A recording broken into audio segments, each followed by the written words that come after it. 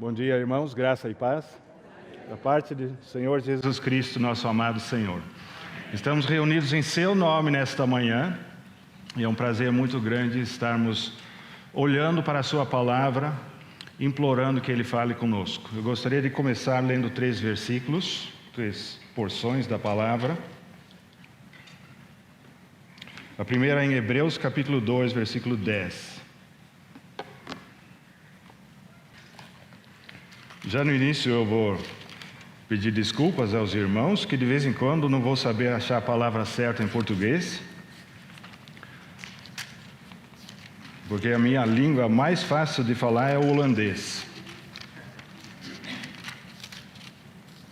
Mas com a ajuda do Senhor, nós vamos conseguir transmitir aquilo que está no seu coração aos irmãos. Hebreus capítulo 2, versículo 10. Porque convinha que aquele, para quem são todas as coisas, e mediante quem tudo existe, trazendo muitos filhos à glória, consagrasse pelas aflições o príncipe da salvação deles. Especialmente essa frase, trazendo muitos filhos à glória, que em outras versões é traduzida para trazer muitos filhos à glória, que é o propósito do Senhor em Jesus Cristo. E na carta dos Hebreus tem esse foco de nos exortar a sermos preparados e amadurecidos como filhos de Deus. A segunda porção, o segundo versículo, é Romanos 8, 29. Porque os que dantes conheceu, também os predestinou para serem conformes à imagem de seu Filho, a fim de que ele seja o primogênito entre muitos irmãos. O primogênito entre muitos irmãos. E, enfim, Efésios capítulo 5. Nosso irmão César já mencionou essa parte. Efésios capítulo 5. E por isso eu vou começar a ler no versículo 14. Por isso diz: desperta tu que dormes, e levanta-te dentre os mortos, e Cristo te esclarecerá. Portanto, vede prudentemente como andais, não como nécios, mas como sábios, remindo o tempo, porquanto os dias são maus. Por isso não sejais insensatos, mas entendei qual seja a vontade do Senhor.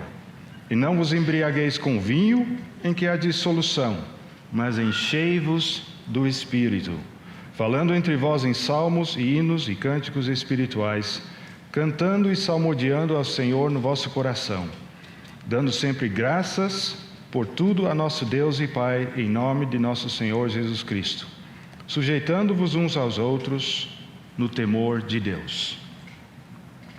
Enchei-vos do Espírito. Os dias são maus, remindo o tempo. E em meio de tudo isso, o propósito de Deus é que Ele seja glorificado por meio do seu Filho Jesus Cristo. Vamos ter uma palavra de oração? Senhor nosso Deus, queremos te agradecer por estarmos reunidos aqui em torno do nome do Senhor Jesus Cristo e em seu nome. Agradecemos pelo privilégio de podermos abrir a tua palavra e confessamos que precisamos do teu Espírito para iluminar e revelar a palavra aos nossos corações, para transmitir a tua vida a nós, para que não seja somente o nosso conhecimento que aumentará, mas que haverá um aumento da realidade da vida de Cristo em nós, pessoalmente e juntos, em nossas famílias, nossos filhos, nós como casais e em toda a igreja de Deus. Assim te oramos que tu fales conosco nesta manhã para o louvor da tua glória, em nome do Senhor Jesus. Amém. Bom, irmãos, eu queria começar pelo começo. O tema já foi mencionado antes, ontem à noite, para os que estiveram presentes já sabem, a família normal cristã, ou é cristã normal? A família cristã normal no tempo dos fins. Então, para nós entendermos o que é a família cristã normal e o contexto do tempo dos fins, eu quero começar pelo começo. Então, nós vamos lá para Gênesis capítulo 1. Porque lá nós vemos a instituição da família pelo próprio Deus.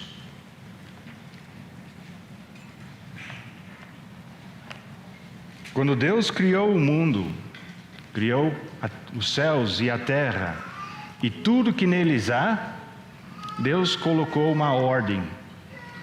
Deus ordenou todas as coisas. E nós não vamos ler toda a criação, todo o relato da criação de Deus, mas vamos ler apenas no final do 6º dia, no versículo 26 a 28. E disse Deus: façamos o homem à nossa imagem, conforme a nossa semelhança, e domine sobre os peixes do mar, e sobre as aves dos céus, e sobre o gado, e sobre toda a terra, e sobre todo o réptil que se move sobre a terra. E criou Deus o homem à sua imagem. A imagem de Deus o criou, homem e mulher os criou. E Deus os abençoou, e Deus lhes disse: frutificai e multiplicai-vos, e enchei a terra, e sujeitai-a, e dominai sobre os peixes do mar, e sobre as aves dos céus, e sobre todo o animal que se move sobre a terra. Então aqui nós vemos no 6º dia o relato mais abreviado de como Deus criou o homem e a mulher. Deus criou o homem à sua imagem. Em seguida nós vamos para a descrição mais detalhada do homem e da mulher no capítulo 2, versículo 18. E antes disso está nos relatando o capítulo 2, como Deus plantou o jardim no Éden e colocou o homem lá e deu uma ordem acerca das 2 árvores que estavam no meio do jardim. E nós bem sabemos, creio eu, o relato das 2 árvores, a árvore da vida, que eles podiam comer, e de todos os demais frutos de todas as árvores, porém a árvore proibida do conhecimento do bem e do mal. Então nós lemos a partir do versículo 18 no capítulo 2. E disse o Senhor Deus: não é bom que o homem esteja só. Far-lhe-ei uma ajudadora idônea para ele. Havendo, pois, o Senhor Deus formado da terra todo o animal do campo e toda a ave dos céus, os trouxe a Adão, para este ver como lhe chamaria. E tudo o que Adão chamou a toda a alma vivente, isso foi o seu nome.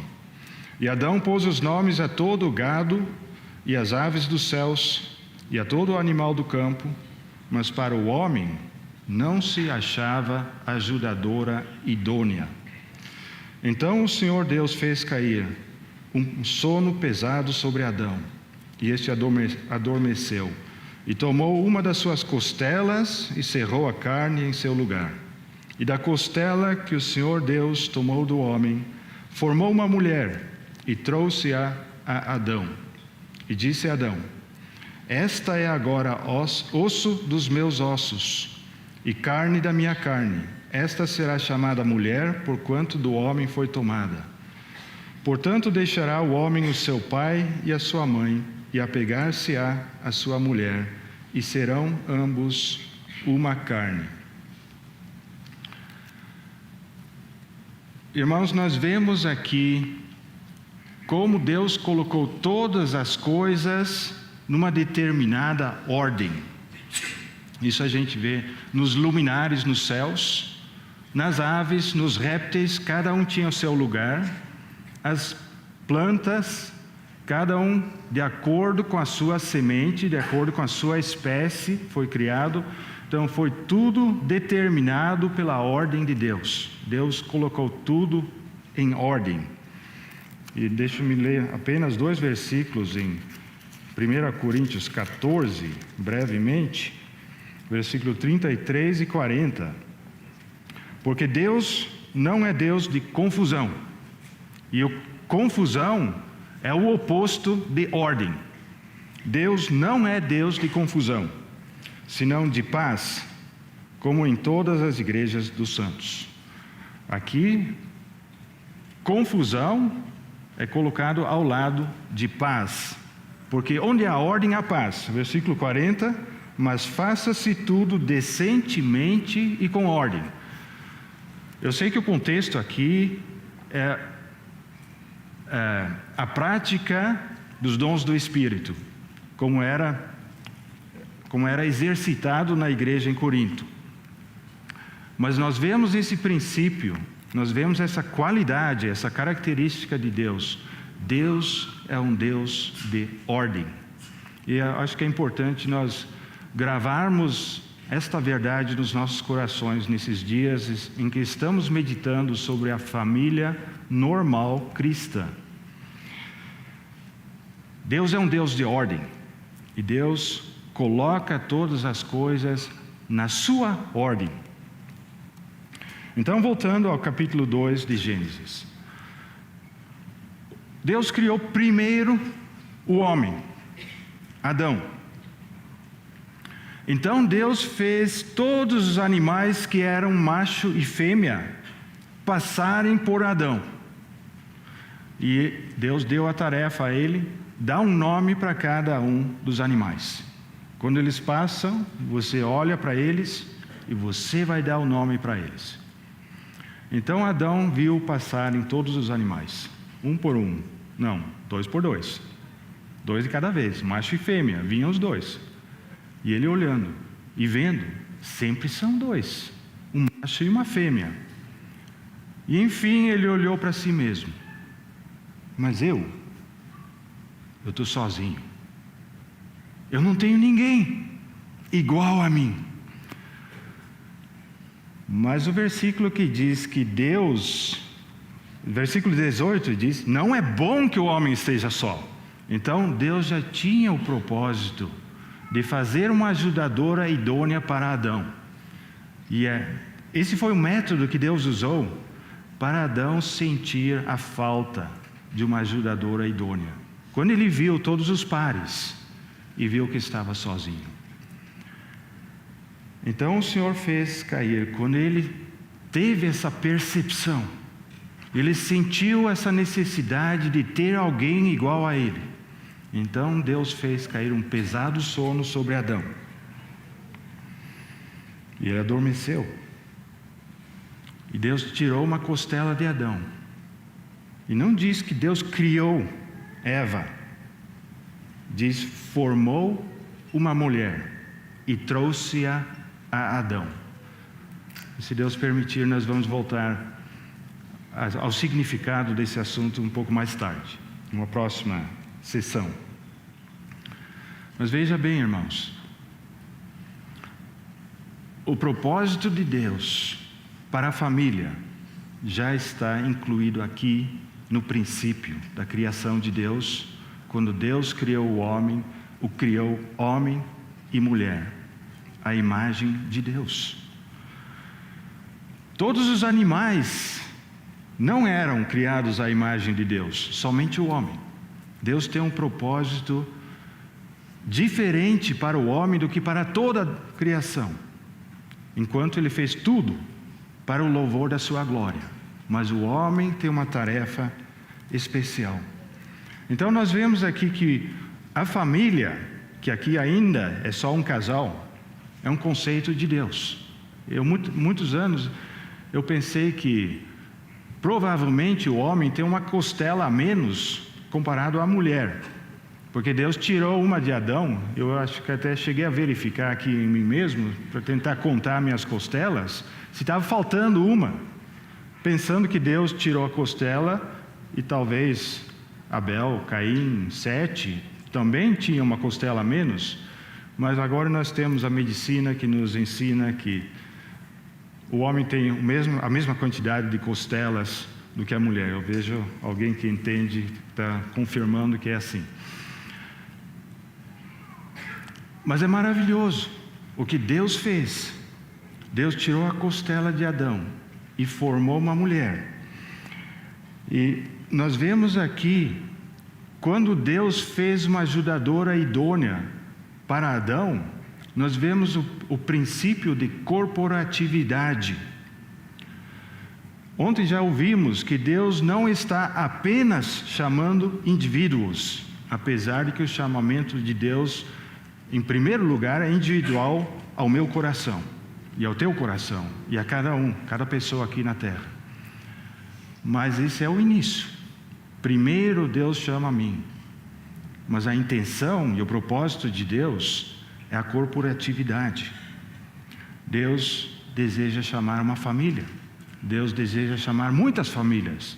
Deus deseja fazer, estabelecer, formar uma família de filhos de Deus. Eu diria que o casal, a família, é a menor unidade corporativa neste mundo e na igreja. Porque a menor unidade seria o indivíduo, mas a menor unidade corporativa seria o casal. E, tendo seus filhos, a família. Então nós vemos aqui o princípio de corporatividade. O propósito de Deus vai muito além do que nós vemos no princípio da criação, mas já está escondido aqui na criação. Então nós vemos aqui que Deus deu ao homem duas tarefas, dois mandamentos, digamos aqui, ainda no capítulo 1. Frutificai e multiplicai-vos e enchei a terra, esse é o primeiro.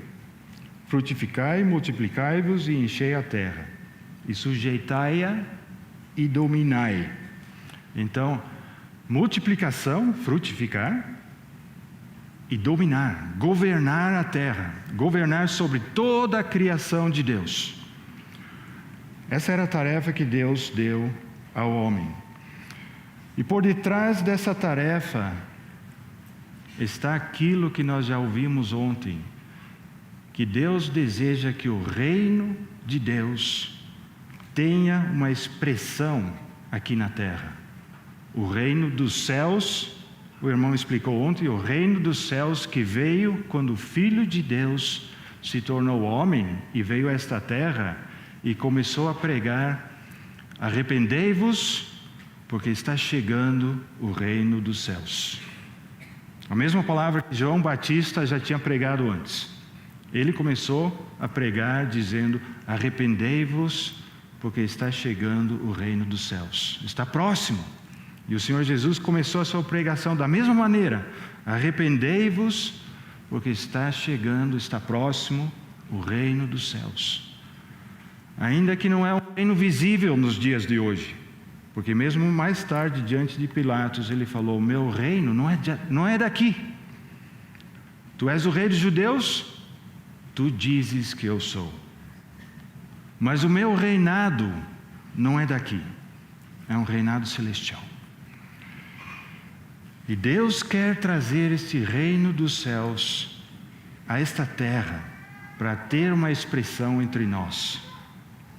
Já agora, uma expressão que ainda o mundo não vê no seu significado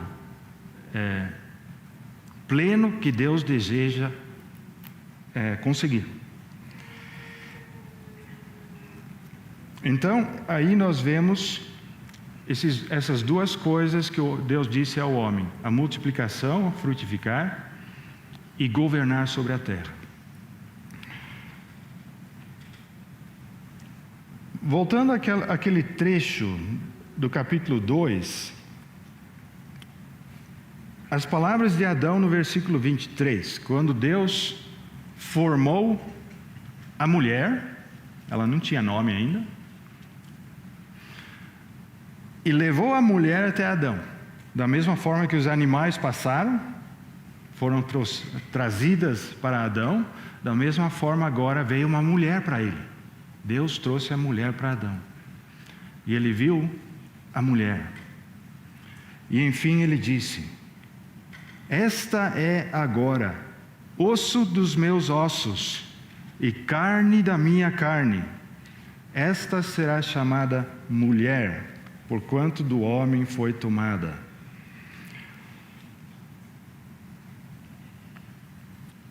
De fato, ele diz com essas palavras: ela é igual a mim. Ela é do mesmo jeito que eu sou. Entre os animais ele não encontrou nada, ninguém, nem um macaco que parecia com ele. Mas esta mulher era igual a ele. Mas ainda tem mais, irmãos. Eu trouxe uma ilustração meio primitiva. Eu não sou um desenhista, não sou muito bom nessas coisas, mas eu tentei fazer o melhor que eu posso. E eu espero que os irmãos possam ver mais ou menos isto. Dá para enxergar ou está muito longe? O irmão Christian Shen, numa conferência lá na Holanda, ele falou sobre Gênesis e ele deu esta ilustração aqui. Ele disse: o homem e a mulher, o casal, formados por Deus, criados por Deus, de acordo com a sua vontade, são como se fosse um círculo perfeito. O círculo é redondo, ele é perfeito assim. E para facilitar, eu coloquei aqui os símbolos que eu aprendi na aula de biologia, que esse aqui é o homem, essa aqui é a mulher, certo? Então, digamos que havia uma parte, o homem, e Deus fez para essa parte uma contraparte, que é a mulher, e juntou os dois. E se tornaram uma só carne.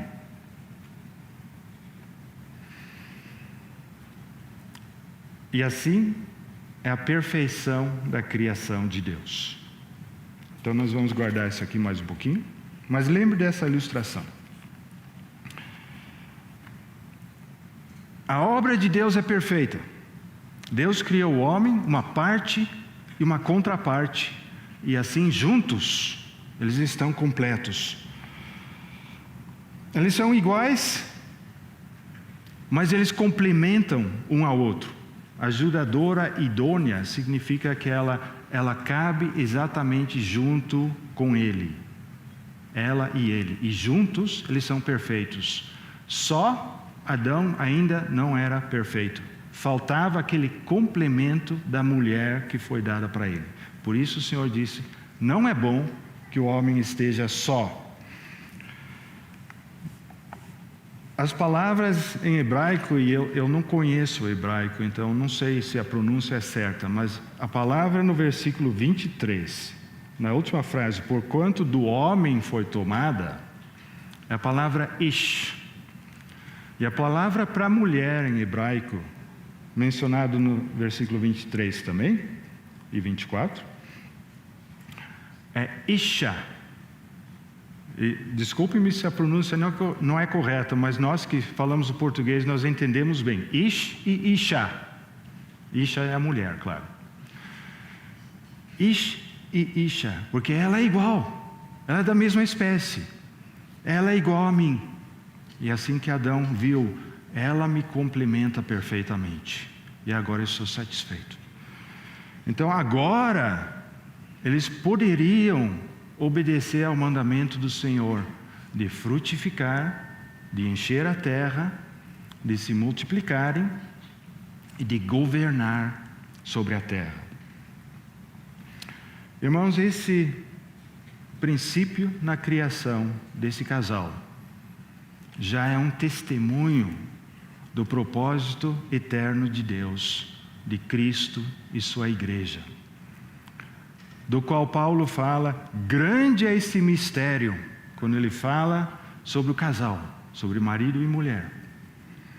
E ele diz: grande é este mistério, mas eu me refiro a Cristo e a sua igreja.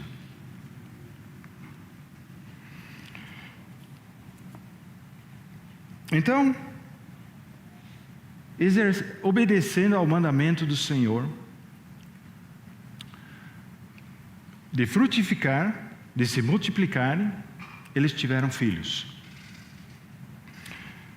Eu estou pulando um pouquinho na história. Nós vemos no versículo 24, como será. Portanto, deixará o homem o seu pai e a sua mãe, e apegar-se-á a sua mulher, e serão ambos uma carne. Então tem um casal, eles têm filhos, e o homem vai deixar num determinado momento seu pai e sua mãe, e vai se apegar à sua mulher, e se tornar uma só carne com ela, tendo assim numa próxima geração uma nova unidade. E assim por diante, irmãos. Assim, através das gerações, Deus estabeleceu uma unidade de duas pessoas, um homem e uma mulher, produzindo frutos, filhos, gerando filhos. E os filhos deixam pai e mãe e se tornam uma nova unidade, uma nova família. E essa nova família, da mesma forma, vai se reproduzir e ter novas famílias. E assim, através das gerações, nós vemos que a família é o lugar que Deus indicou, onde os valores de Deus e da eternidade devem ser transmitidas para a próxima geração. Então, a família é o contexto onde Deus revela a sua verdade.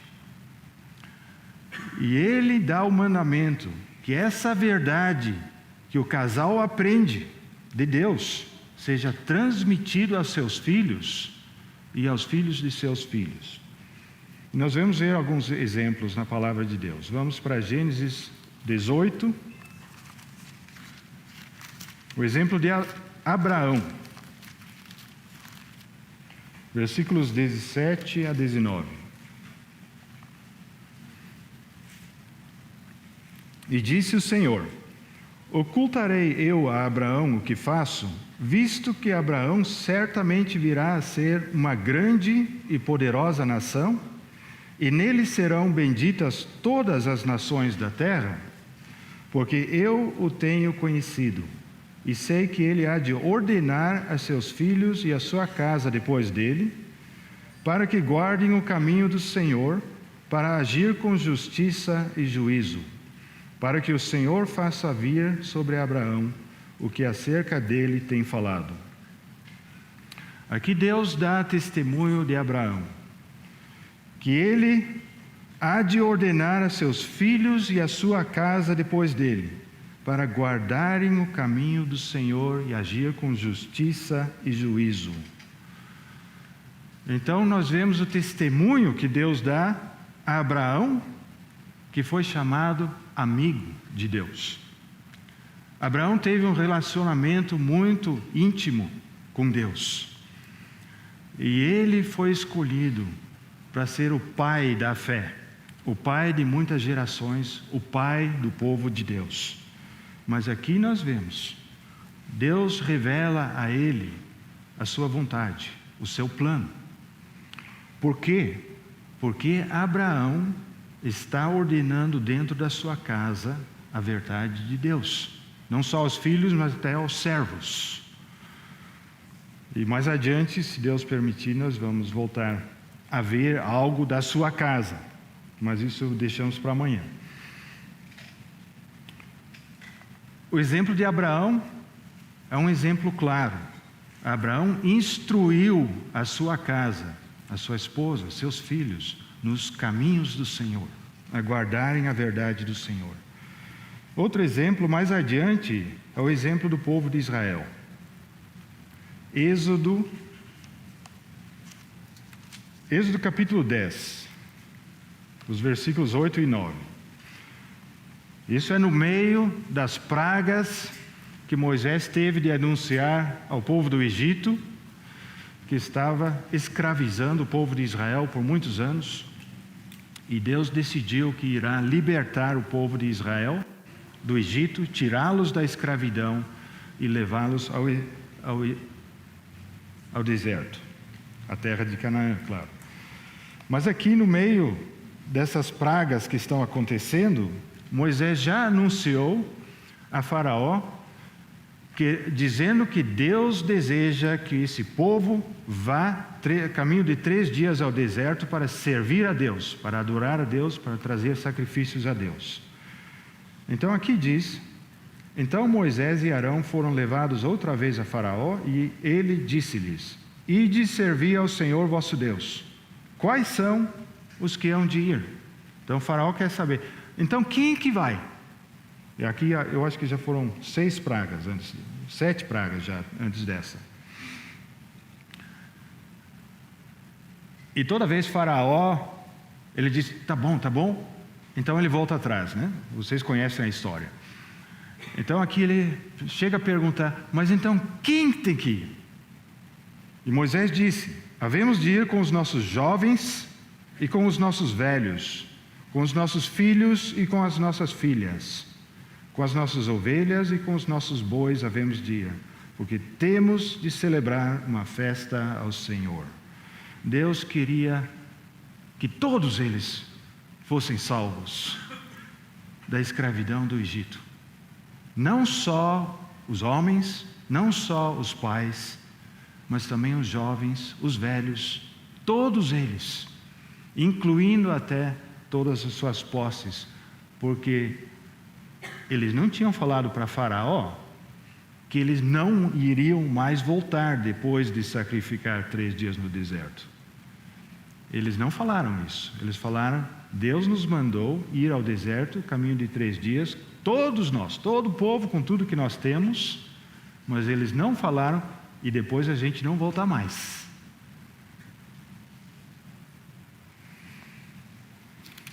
Mas a gente vê, Faraó não queria que isso acontecesse. E Deuteronômio, quando Moisés está relatando aquilo que aconteceu na saída do Egito e durante os 40 anos após. É uma nova geração. Capítulo 4, versículo 8. E que nação há tão grande, que tenha estatutos e juízos tão justos, como toda esta lei que hoje ponho perante vós? Tão somente guarda-te a ti mesmo, e guarda bem a tua alma, que não te esqueças daquelas coisas que os teus olhos têm visto, e não se apartem do teu coração todos os dias da tua vida, e as farás saber a teus filhos e aos filhos de teus filhos, o dia em que estiveste perante o Senhor teu Deus em Horebe, quando o Senhor me disse: ajunta-me esse povo, e os farei ouvir as minhas palavras, e aprendê-las-ão, para me temerem todos os dias que na terra viverem, e as ensinarão a seus filhos. E ainda em capítulo 6, os primeiros 2 versículos: estes, pois, são os mandamentos, os estatutos e os juízos que mandou o Senhor vosso Deus para ensinar-vos, para que os cumprisseis na terra a que passais a possuir, para que temas ao Senhor teu Deus, e guardes todos os seus estatutos e mandamentos, que eu te ordeno, tu e teu filho, e o filho de teu filho, todos os dias da tua vida, e que teus dias sejam prolongados. Versículo 6. E estas palavras que hoje te ordeno estarão no teu coração, e as ensinarás a teus filhos, e delas falarás assentado em tua casa, e andando pelo caminho, e deitando-te e levantando-te. Também as atarás por sinal na tua mão, e te serão por frontais entre os teus olhos, e as escreverás nos umbrais de tua casa e nas tuas portas. E mais tarde, no capítulo 12, o Senhor indica que haverá um lugar que Ele vai escolher, onde será o lugar onde todas as famílias terão de se reunir para adorar ao Senhor. E eles têm de vir também com os seus filhos. As famílias inteiras devem se apresentar diante do Senhor. Esse é o desejo do Senhor também para o seu povo, como era Antes com Abraão, uma só família, que Deus escolheu para dele fazer um povo inteiro. Agora tem o povo inteiro, a descendência de Jacó, nas 12 tribos, que Deus tirou da escravidão do Egito. E Deus dá o mandamento: quando entrarem na terra prometida, a terra de Canaã, eles devem se apresentar todos diante do Senhor. Eles devem transmitir esses mandamentos, estatutos e juízos que Deus os ensinou à próxima geração de seus filhos. E eles devem falar disso onde quer que estão, parados, caminhando, dentro de casa, fora de casa, nos umbrais das portas. Eles devem guardar essas palavras no seu coração. E assim que Deus ensina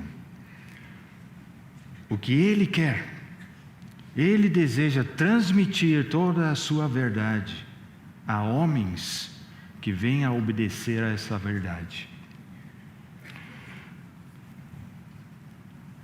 Então, irmãos, eu vou resumir em 1 Coríntios 11, versículo 3, a ordem de Deus, antes de começar a falar sobre o que ocorreu depois.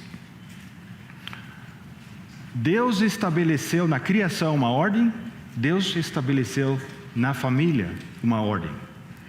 E nós vemos isso resumido em 1 Coríntios 11, versículo 3. Mas quero que saibais que Cristo é a cabeça de todo homem, e o homem a cabeça da mulher, e Deus a cabeça de Cristo.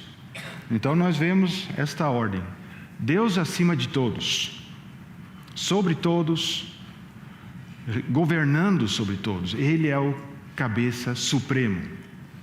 Depois de Deus, Cristo, seu Filho, que se humilhou, se colocou debaixo do governo de Deus Pai. Debaixo de Cristo, nessa hierarquia de autoridade, debaixo de Cristo, o homem. Debaixo da autoridade do homem, a mulher. Debaixo da autoridade dos dois, homem e mulher, pais, os filhos. Então esta é a ordem que Deus estabeleceu. Eu quero deixar isso bem claro, porque nos dias de hoje muitos não aceitam mais essas verdades. E mesmo entre os cristãos, muitos não aceitam a verdade de Deus. Por quê? Porque nós temos o diabo. E o nome diabo é diabolos, e significa ele faz confusão de todas as coisas.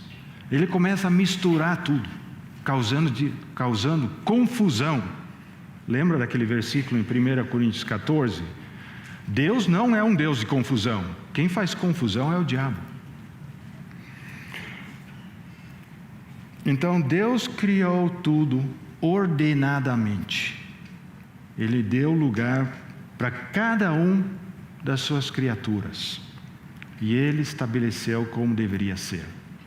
Chegou o diabo e ele fez uma confusão terrível de todas as coisas. Ele é chamado o príncipe deste mundo. O Senhor Jesus já disse isso quando Ele estava aqui na terra. Ele chamou o diabo de príncipe deste mundo. Quer dizer, ele usurpou o governo e o domínio sobre esta terra, sobre esse mundo atual, de Deus. Deus indicou que o homem iria governar a terra. Mas Satanás, com a sua sagacidade, ele usurpou esse governo e ele está governando como príncipe deste mundo. O verdadeiro príncipe é o Senhor Jesus. Eu lembro ter lido essa palavra em Hebreus 2. O príncipe da sua salvação, não é? Deixa eu brevemente voltar atrás. São muitos termos que eu sei em holandês, mas eu não sei exatamente como está na Bíblia em português.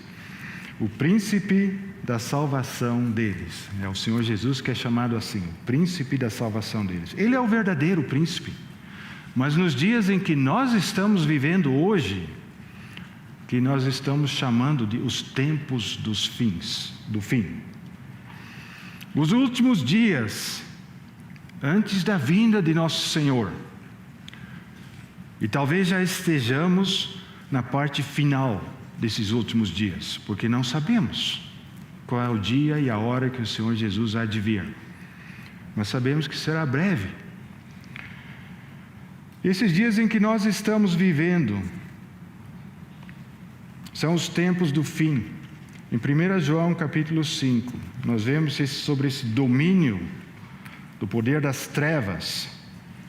1 João capítulo 5, sabemos que somos de Deus e que todo o mundo jaz no maligno. Todo mundo jaz no maligno. E muitos de nós conhecemos essas palavras na palavra de Deus.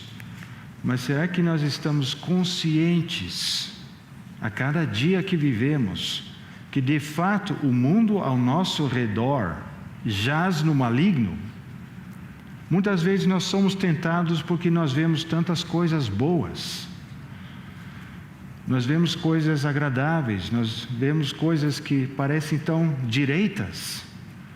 E nós nos esquecemos que por detrás das pessoas que não creem em Deus está um poder, que é o poder das trevas. Que eles estão aprisionados pelo poder das trevas. E eles vão precisar ser libertos pela salvação de Jesus Cristo. E é por isso que a tentação é muito grande de sermos envolvidos com esse mundo atual e com as coisas desta terra. É um perigo, irmãos, mas vamos voltar um pouquinho. Lucas 17. Quando o Senhor anuncia os últimos dias, Ele diz o seguinte, nos versículos 26. E como aconteceu nos dias de Noé, assim será também nos dias do Filho do Homem. Comiam, bebiam, casavam e davam-se em casamento, até o dia em que Noé entrou na arca e veio o dilúvio e os consumiu a todos. Como também da mesma maneira aconteceu nos dias de Ló.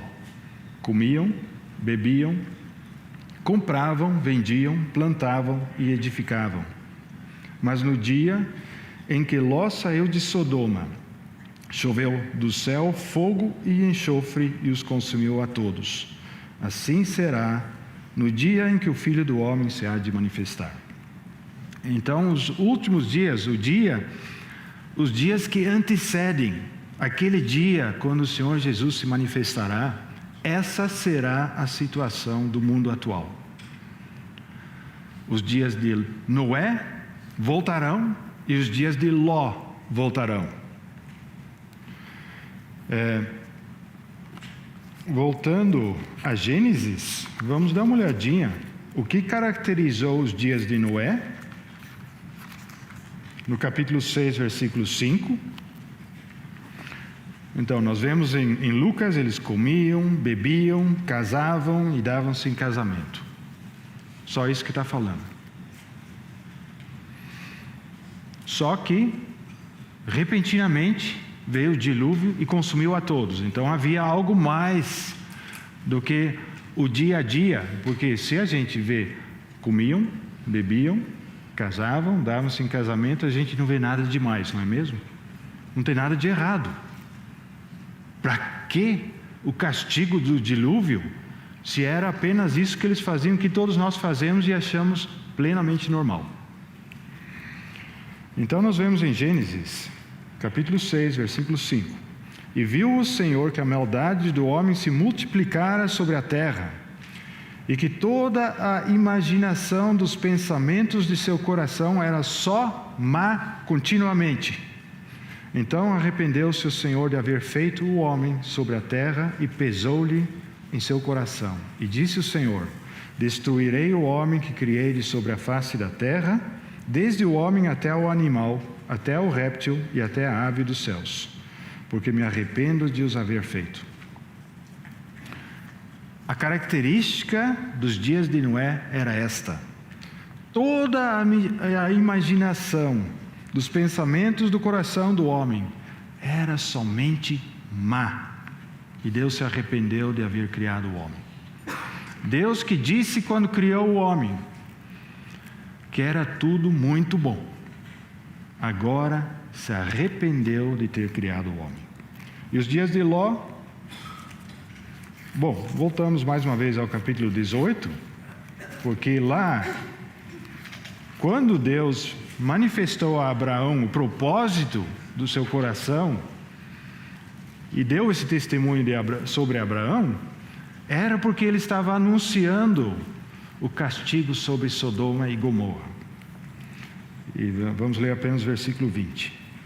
Disse mais o Senhor: porquanto o clamor de Sodoma e Gomorra se tem multiplicado, e porquanto seus pecados têm agravado muito. Então nós vemos aqui, irmãos, o pecado se espalhou de tal maneira nos dias de Noé e nos dias de Ló, que Deus se arrependeu. E Deus trouxe o castigo sobre todo o pecado do homem. Nós sabemos a história. Só Noé, que era justo, foi salvo, com sua esposa, 3 filhos e filhas dos seus 3 filhos. E só Ló foi salvo, com suas 2 filhas de Sodoma. Eu queria falar algumas coisinhas da nossa atualidade no país onde eu vivo, na Holanda. Só para mostrar como eu creio que realmente estamos vivendo nos dias de Noé e nos dias de Ló, no fim dos tempos. Um tempo atrás eu li essa estatística num jornal sobre 2018. Na Holanda é o seguinte: você pode se casar, você pode também não se casar. E muitos não casam, muitos simplesmente vão morar juntos. Só que, se você somente vai morar juntos, você não tem nenhum atestado legal para a lei de que você está junto, de que você tem alguns direitos mútuos. Então, o que eles fizeram? As pessoas que não querem se casar, mas que querem estar vinculados uns aos outros, por exemplo, porque têm filhos. Pessoas não casadas podem ter filhos. Têm filhos, só que o pai não é reconhecido como pai pela lei. Ele vai ter que fazer mais alguma declaração oficial que ele é o pai oficial daquela criança. Para evitar esses problemas, eles inventaram outro relacionamento legal, que é chamado de parceria registrada. Em vez de se casarem, em vez de casamento, tem uma parceria registrada. Então, em 2018, houve quase 20 mil parcerias registradas no país da Holanda. Naquele mesmo ano, quase 2.500 foram rompidos, foram desfeitos. Porque você pode fazer e você pode também desfazer, se quiser. Já o casamento é pior. Havia ainda 64 mil casamentos no ano de 2018. Porém, também houve um pouquinho mais de 30 mil divórcios. Isso quer dizer que, naquele ano de 2018, quase a metade dos novos casamentos foram também desfeitos. Quer dizer, não são os mesmos, com certeza, né, que casaram e no mesmo ano divorciaram, penso eu. Talvez haja alguns, mas acrescentou 64 mil casamentos e diminuiu 30 mil. A gente, calculando assim, a gente poderia dizer que de cada casamento que é feito, cada 2 casamentos, um não vai durar. Outra estatística em dezembro de 2019, que de cada 6 crianças cresce com apenas um dos pais. Essa é a realidade na Holanda, a estatística que foi divulgada. Uma das 6 crianças cresce com somente um dos pais. E não deu explicação de quais são os motivos, que pode ser vários, né?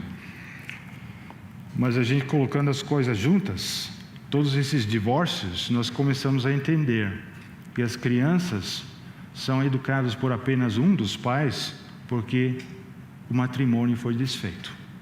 Um foi embora, outro foi embora. Essa é uma realidade que há hoje. Então, o que a gente vê hoje na Europa Ocidental, e a Holanda geralmente está na frente das coisas que afastam da verdade divina e da ordem que Deus estabeleceu. A Holanda foi a primeira em várias coisas que não são muito agradáveis no contexto da Bíblia. Aprovar o divórcio, aprovar o aborto, aprovar a eutanásia, todas por lei, aprovar o casamento de homossexuais. Hoje se fala muito sobre LGBT, e eu não sabia ainda o que significava essa sigla, mas são as pessoas homossexuais, as mulheres, os homens, tem as bissexuais e transexuais. Eu não sei nem sequer o que significa isso exatamente. Mas se fala muito dos direitos das pessoas que são parte desse grupo, LGBT. E a cada ano, em Amsterdã, todo mundo sabe, vocês devem ter ouvido, existe uma parada, não sei exatamente se é essa palavra certa, mas é um desfile, um tipo de desfile, acho que até em barcos, que eles chamam de Gay Pride. Vocês conhecem a palavra gay, né? Vocês conhecem o inglês também. Mas a pride significa orgulho. Nós sabemos que nos dias de Paulo, nos dias de Ló já havia homossexualismo. Mas o que nós vemos agora é que existe o orgulho de serem assim. E de declararem essa situação ao mundo afora. Então é uma coisa que nós vemos que é o tempo dos fins. Só para dar uma ideia, o lugar onde eu trabalho, há vários colegas. Eu trabalho numa equipe de, acho que hoje em dia são uns 40, mas no início era um pouco menos. A equipe foi aumentando. No meu próprio quarto, no escritório onde eu trabalho, o colega ao meu lado, quando eu conheci, ele falou: eu sou casado. Já há muitos anos. Aí eu perguntei: vocês têm filhos? Não, nós escolhemos não ter filhos. Nós não queremos colocar mais pessoas neste mundo aqui. O outro colega, quando eu perguntei para ele: você é casado? Você tem namorada? Disse: não. E também não vai acontecer. Quero ficar só. Outro colega que fica na minha frente, ele era casado, eles tiveram 5 filhos, depois do 5º filho eles decidiram divorciar. E regularmente eu ouço todos os problemas que são causados pelo divórcio, as crianças que primeiramente foram levados a outras famílias para serem cuidadas, depois foi indicado, alguns ficam com a mãe, alguns ficam com o pai, depois quiseram trocar e um esquema de visita e muitas pessoas ajudando a essa família para que os filhos cresçam de uma forma adequada, mas todos têm problemas. Depois tem mais um, que eu perguntei para ele se ele era casado. Ele era divorciado 2 vezes e tinha casado pela 3ª. Enfim, tem mais um que está ao meu lado, quarto ao meu lado. Ele casou com um homem, porque na Holanda dá para casar com um homem. Ele assumiu o nome do outro homem também, porque geralmente na Holanda, quando a gente casa, a gente assume o nome da pessoa com quem casamos. Então, geralmente, até você pode escolher. A mulher pode pegar o sobrenome do marido, mas também inverso, o marido pode pegar o sobrenome da mulher. Então, ele acrescentou o nome o homem acrescentou o nome do marido. E eu tenho dificuldade em expressar essas situações e lidar com isso. mas é a atualidade desse mundo. É o mundo em que nós vivemos. E por detrás de tudo isso está a estratégia de Satanás de destruir a ordem que Deus estabeleceu.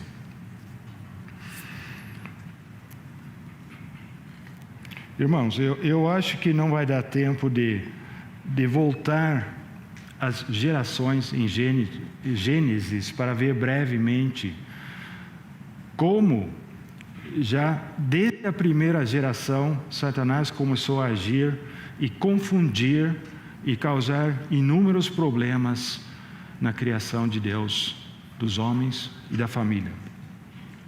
Eu não vou mais ler em Gênesis como Satanás chegou sagazmente a Eva. Então vamos só apenas relatar. Ele chegou para Eva e não está escrito que Adão estava lá também.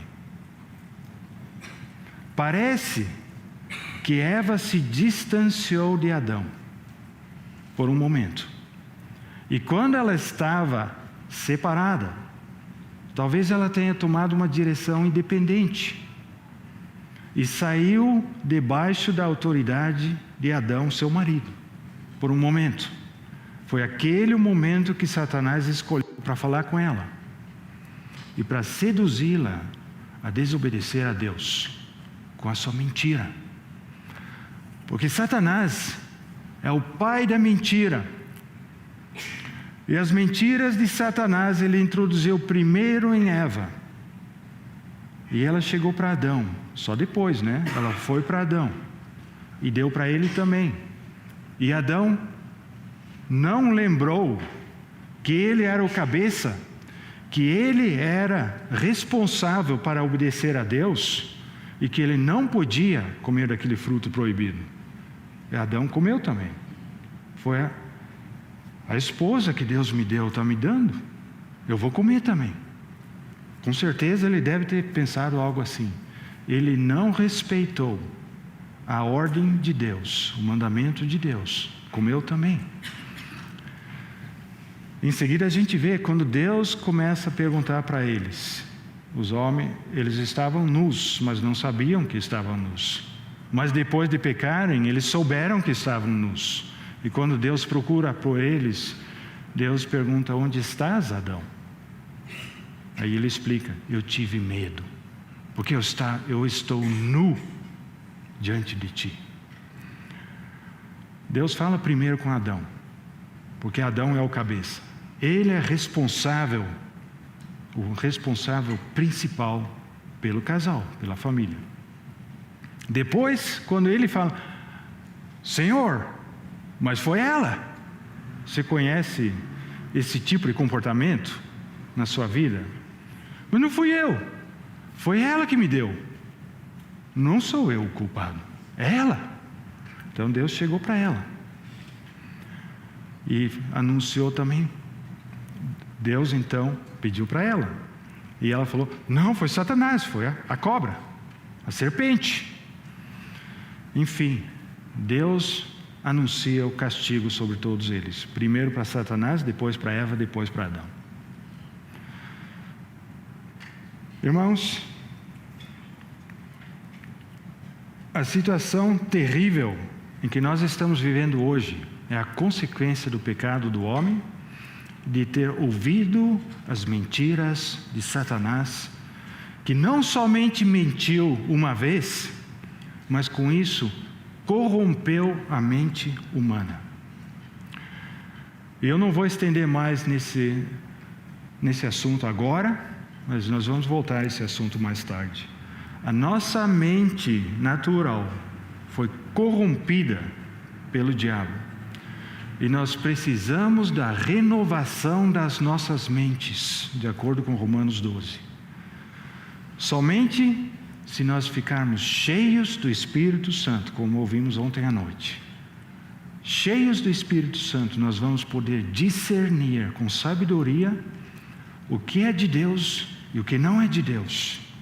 Nós poderemos saber como deve ser o nosso agir dentro do nosso matrimônio, dentro da nossa família, dentro da igreja de Deus e também neste mundo aqui. Então, para não estender muito e passar do horário, gostaria de apenas encerrar com uma oração, irmãos. Senhor, te agradecemos pela tua criação, pelo teu propósito eterno em Cristo Jesus, nosso Senhor. Te agradecemos pela tua palavra, onde aprendemos mais e mais sobre o teu propósito.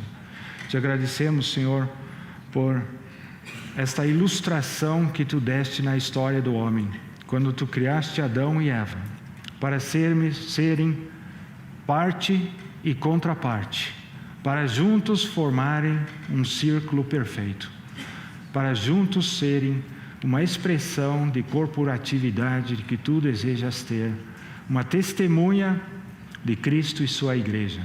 E agradecemos, Senhor, porque podemos fixar nossos olhos em Jesus Cristo, o autor e consumador da nossa fé, que virá com seu Espírito renovar as nossas mentes, se nós nos entregamos completamente a Ele. Te agradecemos por este tempo e pedimos que tu operes em nossos corações, que a tua verdade possa se tornar realidade em nosso andar do dia a dia e nosso testemunho seja visto entre nós, mas também neste mundo tenebroso. Em nome do Senhor Jesus Cristo, nosso Senhor e Salvador. Amém.